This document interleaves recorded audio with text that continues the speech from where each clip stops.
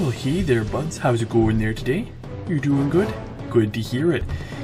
You know, us here at the Tyrannical Bucket realized that it was almost the end of November today, and so we thought that now would be a good time to do a survival guide to survive the harsh, snowy winters.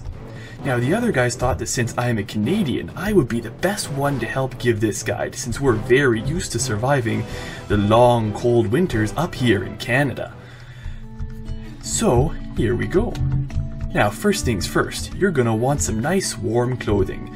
I suggest some red plaid clothes. They're a standard among all Canadians up here, seeing as they're very nice and warm and very fashionable.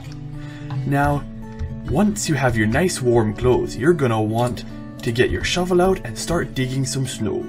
If you don't already have a house, you're gonna want to build yourself an igloo. These igloos are structures that have been used by Canadians for centuries to help keep themselves warm against the harsh cold. Now, these can take a long time to build, so thankfully I've already built one right over here. Might want to keep yourself clear of these polar bears. They're not so nice when you get close to them. They may look like giant walking marshmallows, but they're not quite that friendly. Now, as we come into our nice round igloo, you may notice that there's a fire in here. You might be thinking, wouldn't the snow all melt?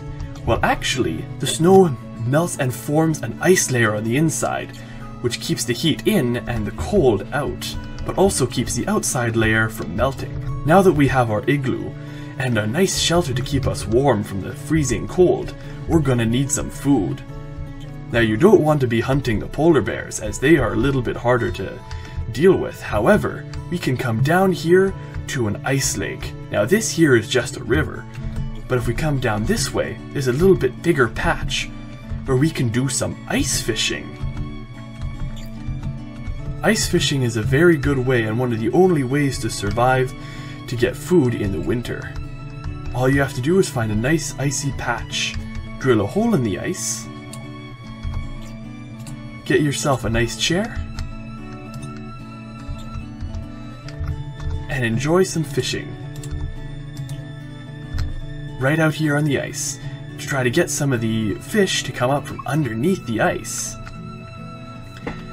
Now, this can take a long time, so we're going to head up to our real home, the home that most Canadians live in. Our nice log home over here.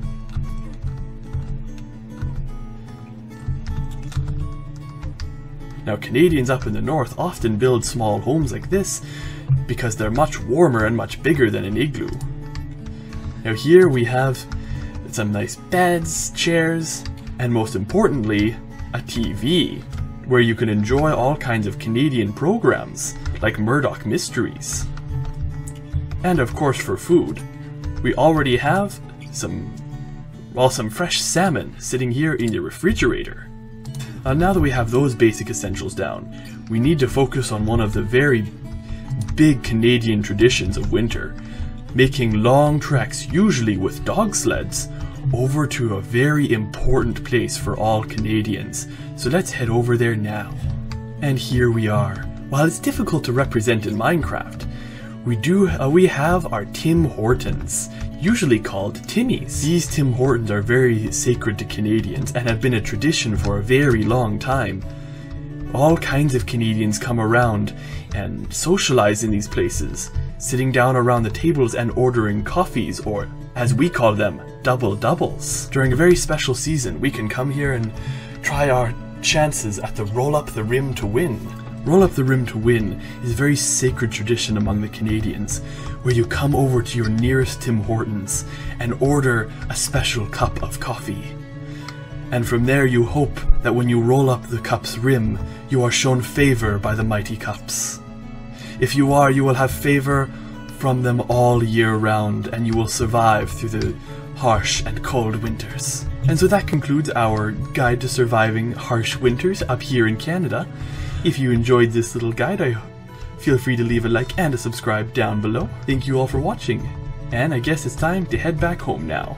Well, that was a nice vacation over there to Alberta, eh? Time to come back home to my nice $3 million Vancouver home.